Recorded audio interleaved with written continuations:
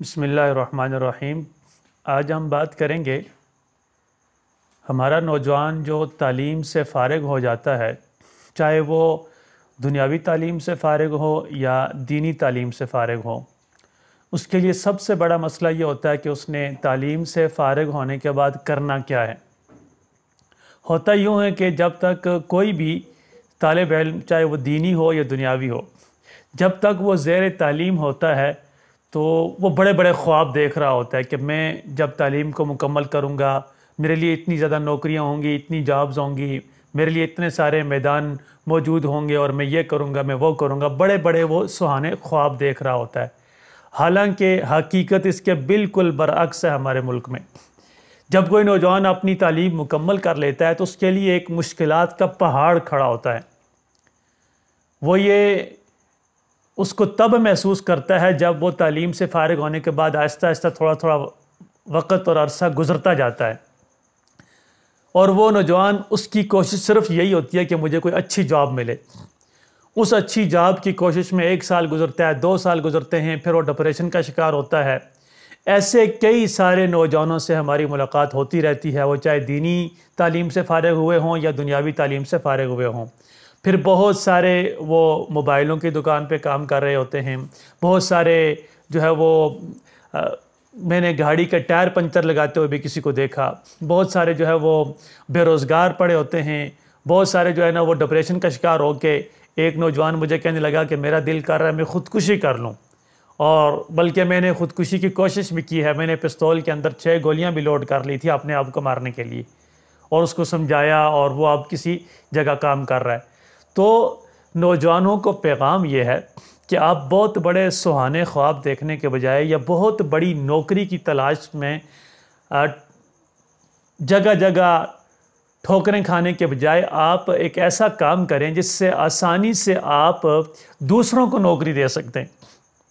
आप चाहे दीनी मदरसे के तालिब इल्म हैं, आलिम फाजिल हैं, मौलाना हैं, या आपने दुनियावी तालीम से इंजीनियरिंग कर ली है, या आपने दुनियावी तालीम मुकम्मल कर ली है, आप ट्यूशन सेंटर खोल सकते हैं, आप एक प्राइवेट स्कूल खोल सकते हैं, जिससे आप ख़ुद भी नौकरी, तो क्या आपकी अर्निंग भी होगी, आप दूसरों को भी नौकरी दे सकते हैं।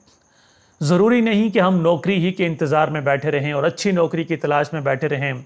नौकरियां, जॉब्स हमारे मुल्क में ना सरकारी हैं ना प्राइवेट हैं। सरकारी तो मिलती ही नहीं, और प्राइवेट उसमें तनख्वाहें बिल्कुल नहीं होती, और आपसे काम बहुत ज़्यादा लिया जाता है। इसलिए अगर आप कोशिश ये करें कि आप बजाय नौकरी तलाश करने के दूसरों को नौकरी देने वाले बन जाएं। आप ट्यूशन सेंटर खोल रहे हैं, हमारे पूरे मुल्क में ट्यूशन सेंटर्स का जाल बिछा हुआ है। माशाल्लाह हमारी जो है वो नई नस्ल वैसे भी बहुत बढ़ती जा रही है। कोई गली मोहल्ला खाली नहीं जहाँ स्कूल ना हो, जहाँ ट्यूशन सेंटर ना हो। तो आप अगर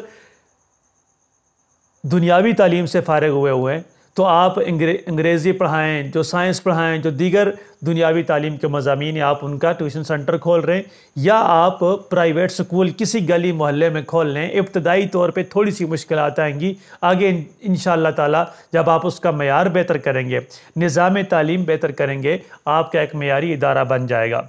और अगर आप दीनी मदरसे के आलिम फाजिल हैं, मौलाना हैं, तो आप अपने इलाके में दीनी तर्ज का एक स्कूल खोलें जिसमें मदरसा और स्कूल दोनों हों, प्राइमरी लेवल तक की तालीम हो, उसमें साथ साथ मदरसे के जो नाजरा है और इसी तरीके से जो इस्लामियात है, जो एक आप निसाब तैयार करें, या जो बहुत सारे इक़रा तरस के स्कूल चल रहे हैं उनसे आप जो है ना रहनुमाई हासिल करें।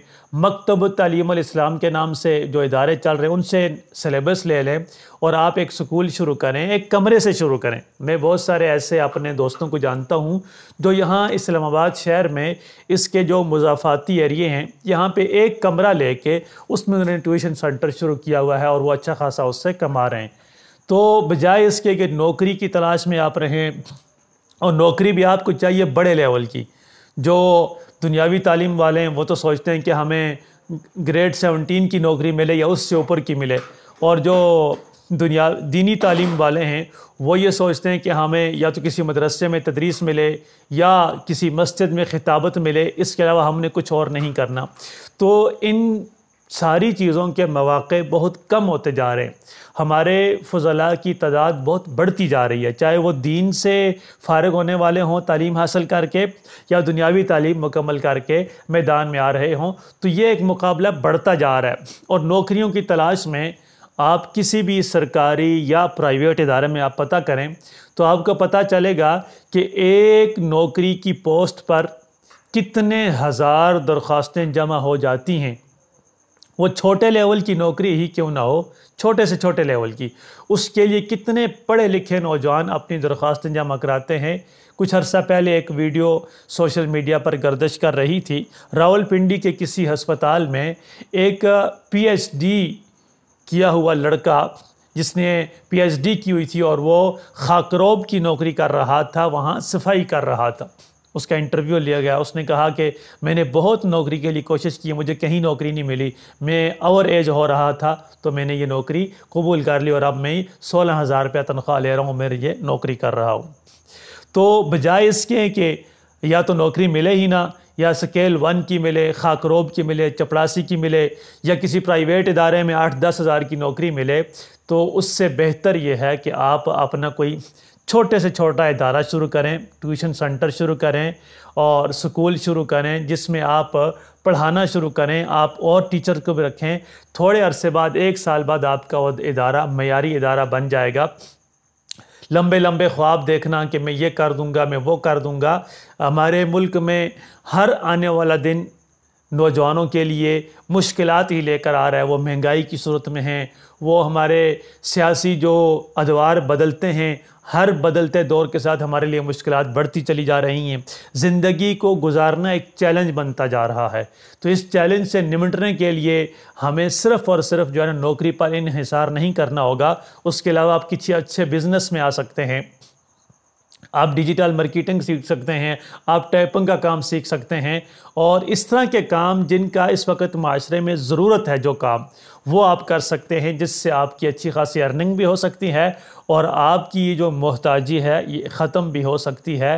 امید ہے آپ کو یہ باتیں سمجھ بھی آئی ہوں گی اور آپ ان پر غور بھی کریں گے۔